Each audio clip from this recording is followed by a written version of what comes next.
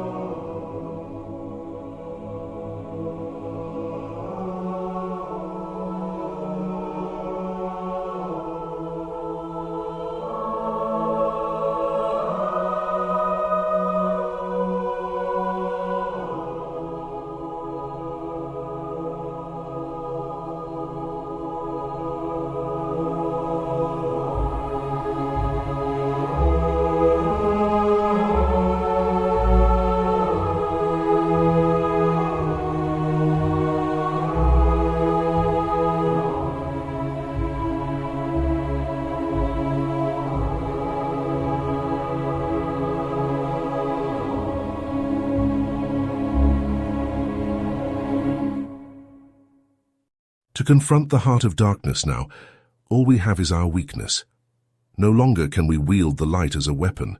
It is the light itself, alone, far beyond ourselves, upon which we must rely for deliverance and salvation. Saying this, Eldarion reaches out and takes Elmarie's hand within his own, looking at her tenderly. The light slips from my grasp and from my searching eyes. Elmarie replies sorrowfully, squeezing his hand ever so gently. My heart is not big enough to hold the two together, to see and rejoice in the light, and also at the same moment to hurt in the blindness of the darkness. I am shattered, and I am lost. You are shattered, my dear sister, but you are not lost. Even if you cannot see the light, cannot span the distance that must be spanned, only allow the love within you to do it. That shall be enough, and it shall hold you too, even beyond feeling. If that is how it must be, how it must be to walk this path before us, then so be it. Let us move forward, for the sake of our people and our friends. The ancient steps climb before them, overgrown with moss and lichen, and broken in many places and crumbling with the passage of time. Though it has not snowed here in many days, perhaps even longer, drifts of snow still appear in shaded places of stone, or in the shadows of trees to their left and to their right, visible as a lighter grey amid the all-enfolding darkness. They ascend, their flesh straining with every step to continue moving forward as the assault on their minds continues unabated, growing in intensity as they draw nearer to the citadel that stands before them upon the crest of the mountain slope. When they come to the entrance to the citadel, they find themselves standing in what once must have been a wide lawn, though it is now overgrown with aged trees and high-altitude vegetation. Yet they do not linger here, but draw near without hesitation to the door, which, to their startled surprise, they find hanging open before them, like a gaping maw or a portal into the darkness. For that is all that they can see beyond, sheer blackness. And they enter with no more than a hair's breadth of preparation, for the waiting shall only make it more difficult to step forward, to plunge into the blackness, and to ascend to where the heart of darkness lies, simultaneously calling them and resisting them. When they have entered, they see that the citadel is black on the inside as well, with only an eerie light shining in from windows high in the walls, barely allowing the form of the walls and of the vaulted ceiling to be sensed. And complete silence, the oppressive silence of loss and not the abundant silence of life, fills and saturates the citadel like a fever, like a poison that inundates the air and seeps from the walls and the floor, that emerges from the very air itself. And this silence is all that they encounter. There are no druidach, no great Eotenga, no dragons, no forges. There is only silence and the overwhelming sense of death and loss, a death and loss so deep and so wide that it is hardly possible to conceive of what this citadel once was in the days of its glory, when it was filled with the light, compassion, and wisdom of a righteous king. In the darkness, the halls are like a maze, and the two siblings wander about lost, looking for some way to draw near to the heart of darkness that they sense, but which remains just beyond their reach. Even as they come near to a large spiral staircase, winding down at the center of a spacious domed chamber, Elmarie stops. "Brother, are you here?" Comes her voice to Eldarian's right, though it sounds frail, as if echoing across a great distance. I am here. "Brother?" She turns her face to look at him, but her eyes seem to gaze beyond him, as if no longer able to see. "I feel so alone. Please do not leave me. Please, I can't go further on my own." I'm here, sister. I'm here.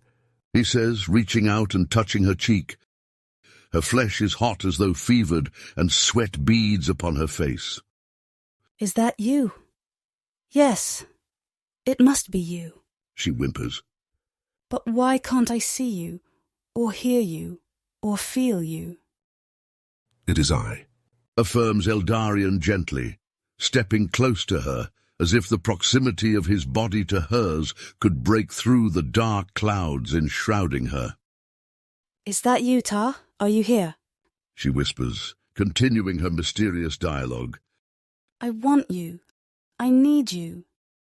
Stay with me. Draw me to you." Understanding more now, Eldarian wraps an arm around her shoulder and guides her forward across the chamber to the spiral stair. She follows docilely, like a little child lost and afraid of the dark, letting herself be guided where she cannot go on her own. They take the stair and follow it up, winding and encircling itself as it climbs without railing to the high domed ceiling, and beyond it, jutting out above the roof of the citadel as the tallest turret. When they come to the top, they find themselves emerging as through the floor into another chamber, perhaps 20 feet across. It is a circular room built around the stairway that they have just climbed, surrounding it like the crown surrounds a head. The first thing that becomes evident as they step into this room, clearly the highest room of the citadel, the pinnacle of the topmost tower, is the eerie lights that play upon the walls. No, they are neither lights nor are they walls.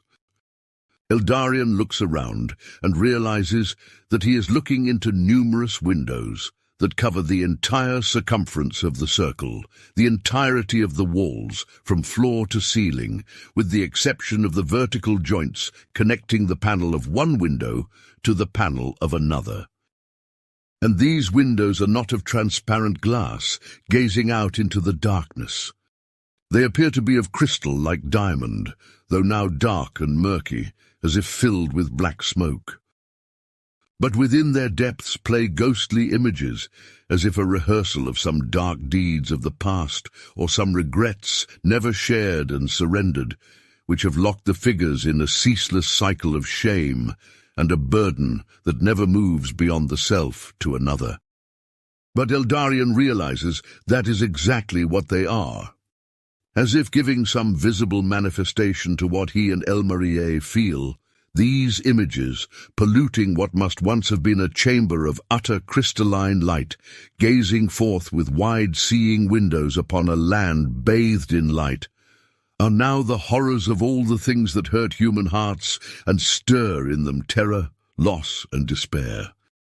The spectres of death, the memories of evil and infidelity to the light, deeds blacker than the blackest night, emerge to meet them, playing upon the dark crystal, and they whisper in their ears, penetrating their minds and hearts, with thousands upon thousands of voices crying out in anguish, wailing in hopelessness, moaning in pain.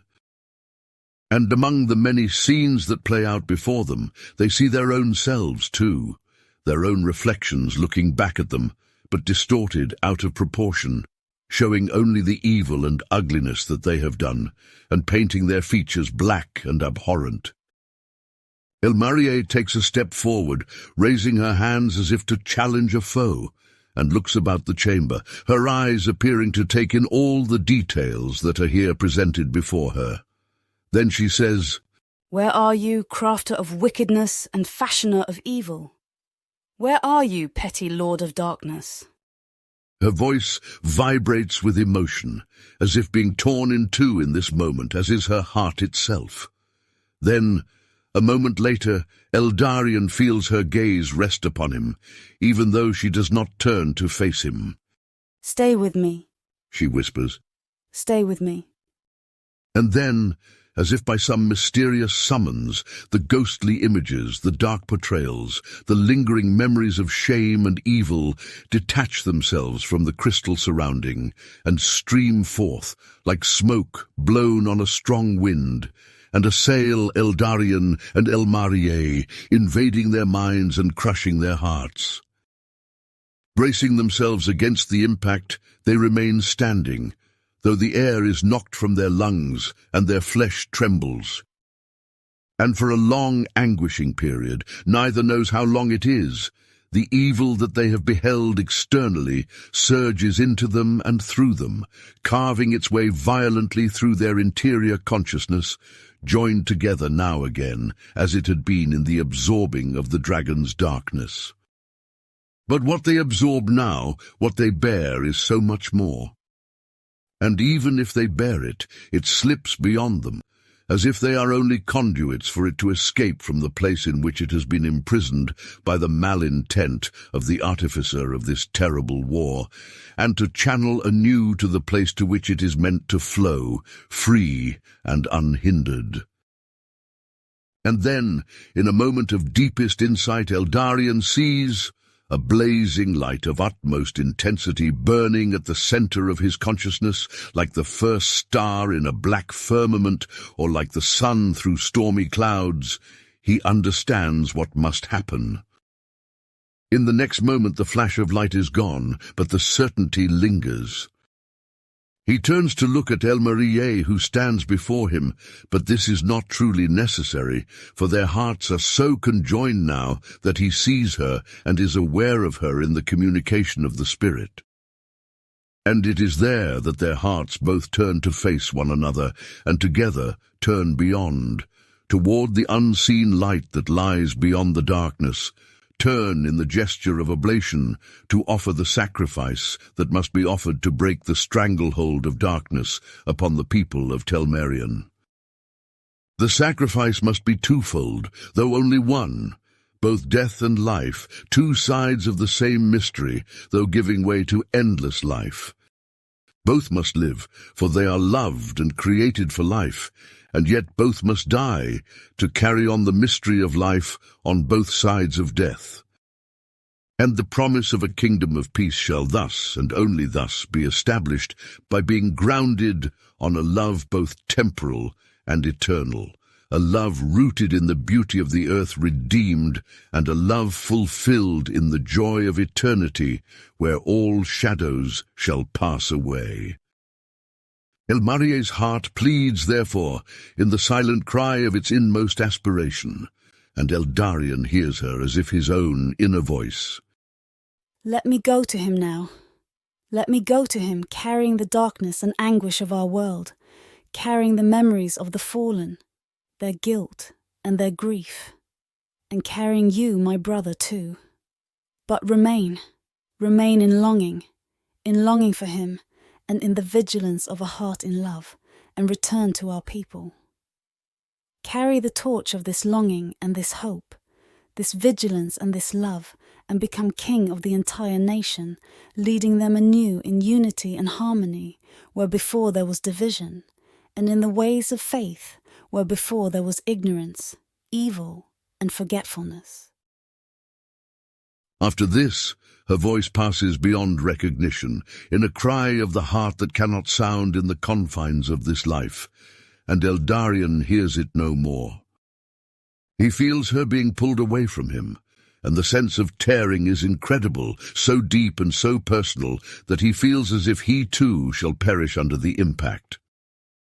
The darkness pierces her as firmly as a lance, as the jagged and merciless blade of a sword, and yet, in the very midst of the darkness burning at its heart, a flame of purest light, and this light grows as it surges forward, penetrating and permeating her whole being until she has become utter light, and is held on all sides by light.